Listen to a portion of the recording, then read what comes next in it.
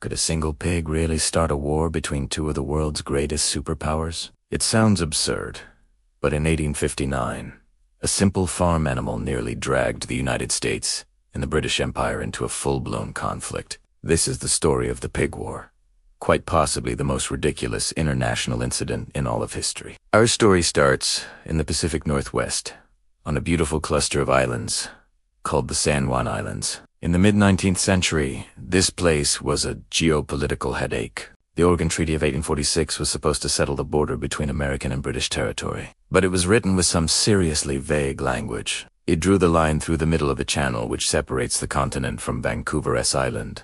But there are two channels. The Americans said the border ran through the western Haro Strait, giving them the San Juans. The British insisted it was the eastern Rosario Strait, making the islands theirs. So, for a while, both sides just sort of lived there. A handful of American settlers set up farms, while the powerful British Hudson's Bay Company ran a large sheep ranch. Tensions simmered under the surface. It was a classic case of two groups of people living on the same piece of land, both convinced they were the rightful owners. It was a powder keg waiting for a spark. And that spark, as it turns out, was a pig. On June 15, 1859, an American farmer named Lyman Cutler walked out to his potato patch and saw something that made his blood boil. A large black pig was, once again, tearing up his garden and munching on his precious potatoes. This wasn't the first time.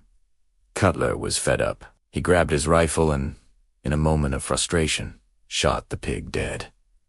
Now, this wasn't just any pig. It belonged to an Irishman named Charles Griffin, an employee of the Hudson's Bay Company. When Griffin found his prized pig was no more, he was furious. He confronted Cutler, who didn't deny what he'd done.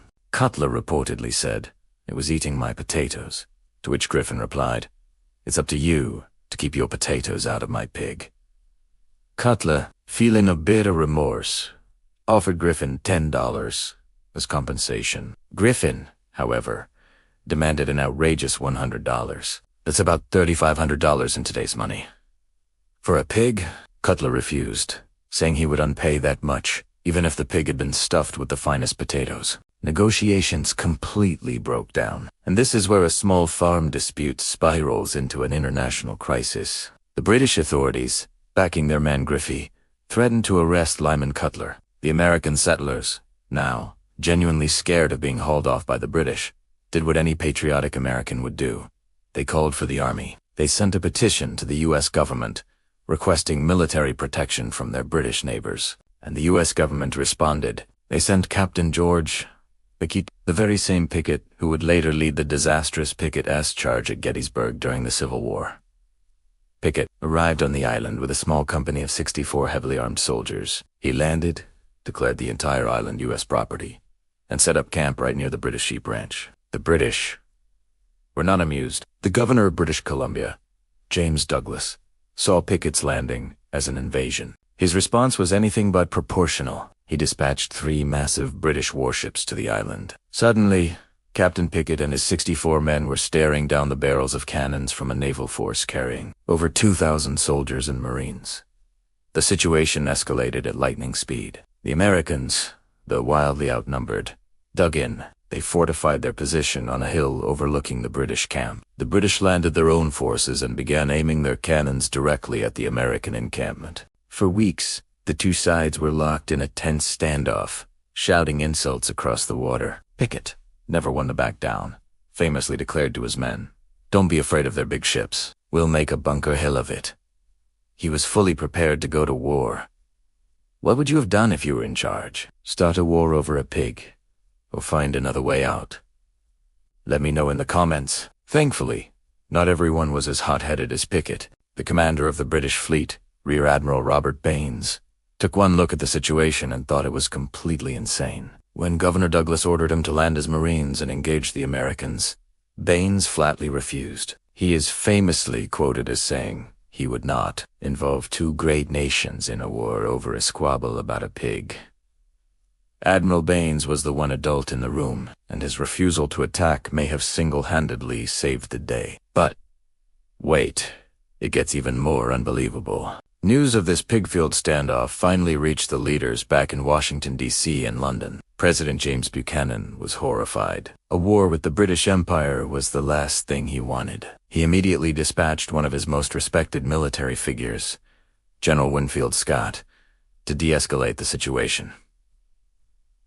Scott was a brilliant negotiator. He sailed to the San Juan Islands and met with Governor Douglas, using a mix of stern diplomacy and good old-fashioned charm.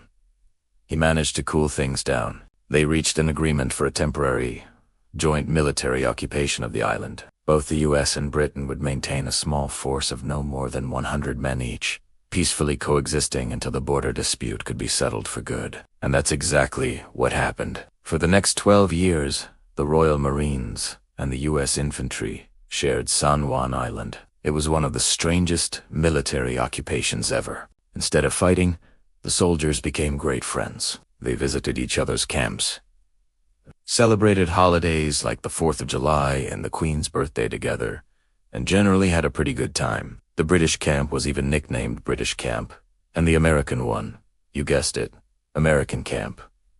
Finally, in 1871, the two nations agreed to let a neutral third party settle the border dispute once and for all. They chose Kaiser Wilhelm I of Germany as the arbitrator. After reviewing the old treaty and the maps, the Kaiser's commission ruled in favor of the United States. The border was officially drawn through the Hato Strait, giving the San Juan Islands to America. In 1872, the British soldiers peacefully packed up, held a farewell ceremony with their American friends, and sailed away. The pig war was officially over. Total casualties: 1 pig. So what can we learn from this bizarre chapter of history? First, it's a powerful lesson in diplomacy and thanks to level-headed leaders like Admiral Baines and General Scott. A minor squabble didn't spiral into a catastrophic war. It also highlights the importance of proportional response, something the British governor nearly forgot when he sent 3 warships to deal with a pig dispute. Today, you can visit San Juan Island National Historical Park and walk through the grounds of both the American and British camps. It's a peaceful, beautiful place that stands as a monument to the last time the U.S. and Britain ever faced each other over a territorial dispute. It's a reminder that even when tensions are high, common sense and communication can prevent disaster. So there you have it. 1 pig, 0 human casualties, and infinite lessons about choosing peace over pointless conflict. It just goes to show that sometimes the strangest stories in history are the ones that teach us the most. Thanks for watching. If you enjoyed this wild story, make sure to hit that like button and subscribe for more deep dives into history's forgotten corners. What other bizarre historical event should I cover next? Let me know your thoughts in the comments below. See you next time.